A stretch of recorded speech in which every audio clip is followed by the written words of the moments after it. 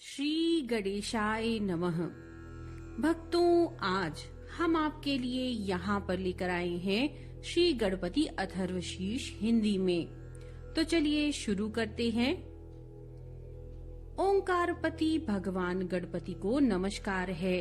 हे गणेश, आप ही प्रत्यक्ष तत्व हैं। आप ही केवल करता है, आप ही केवल धरता है, आप ही केवल हरता है। निश्चय पूर्वक आप इन सब रूपों में विराजमान ब्रह्म हैं। आप साक्षात नित्य आत्म स्वरूप हैं। मैं ऋत न्याय युक्त बात कहती हूँ, सत्य कहती हूँ। हे पार्वती नंदन, आप मेरी अर्थात मुझ शिष्य की रक्षा कीजिए।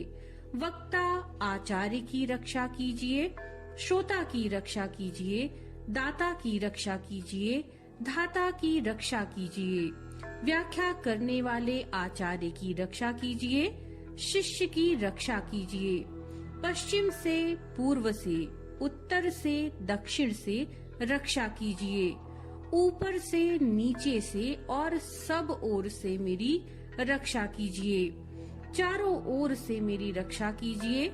आप वांगमय हो, चिन्मय हो, आप आनंदमय हो, आप ब्रह्ममय हो, आप सच्चिदानंद अद्वितीय हो, आप प्रत्यक्ष ब्रह्म हो, आप दानमय विज्ञानमय हो।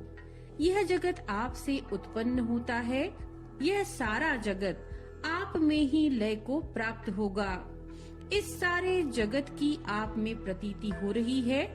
आप भूमि, जल, अग्नि, वायु और आकाश हो। परा, पश्चंती, बैखरी और मध्यमा वाणी के ये विभाग आप ही हो। आप सत्व, रज और तम तीनों गुणों से परे हो। आप जागृत, स्वप्न और सुषुप्ति इन तीनों अवस्थाओं से परे हो। आप स्थूल, सूक्ष्म और वर्तमान तीनों देहों से परे हो।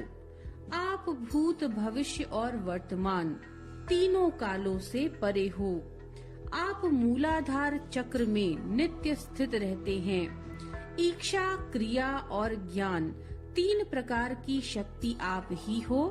आपका योगी जन नित्य ध्यान करते हैं।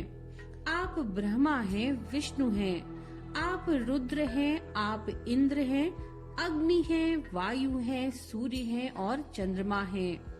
आप ब्रह्म हैं।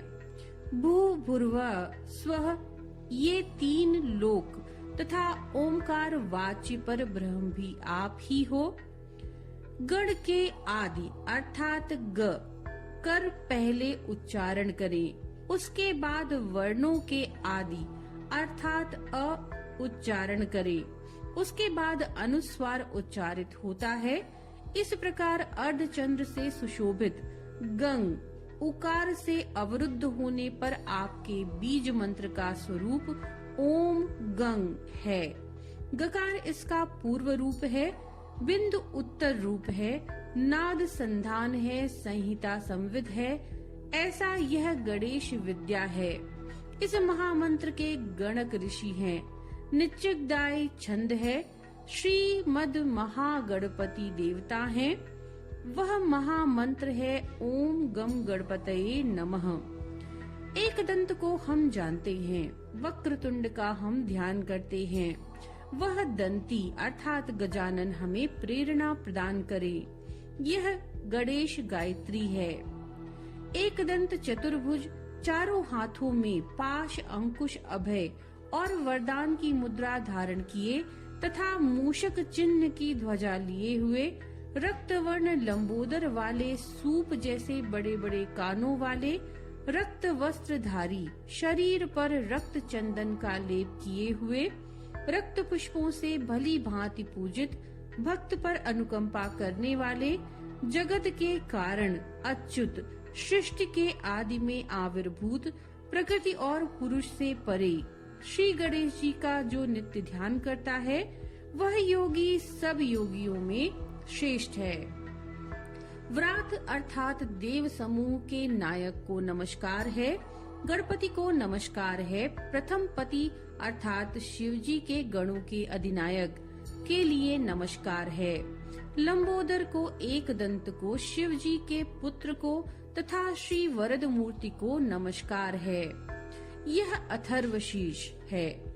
इसका पाठ जो करता है ब्रह्म को प्राप्त करने का अधिकारी हो जाता है। सब प्रकार के विघ्न उसके लिए बाधक नहीं होते। वह सब जगह सुख पाता है। वह पांचों प्रकार के महान पातकों तथा उपपातकों से मुक्त हो जाता है। सायंकाल पाठ करने वाला दिन के पापों का नाश करता है। प्रातः काल पाठ करने वाला रात्रि के पापों का नाश करता है। और जो प्रातः सायं दोनों समय इसका पाठ करता हो वह निष्पाप हो जाता है। यह सर्वत्र विघ्नों का नाश करता है। धर्म, अर्थ, काम और मोक्ष को प्राप्त कराता है। इस अथर्वशीष को जो शिष्य ना हो उसे नहीं देना चाहिए। जो मोह के कारण देता है वह पातकी हो जाता है। सहस्त्र बार पाठ करने से जिन जिन काम कामनाओं का उच्चारण करता है उनकी सिद्धि इसके द्वारा ही मनुष्य प्राप्त कर सकता है।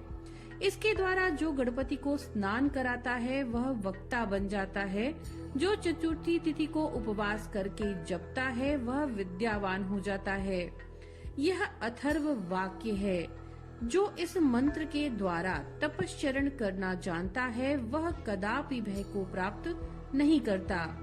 जो दुर्वांकुर के द्वारा भगवान गणपति का यजन करता है वह कुबेर के समान हो जाता है। जो लाजो अर्थात धानी लाई के द्वारा यजन करता है वह यशस्वी होता है, मेधावी होता है।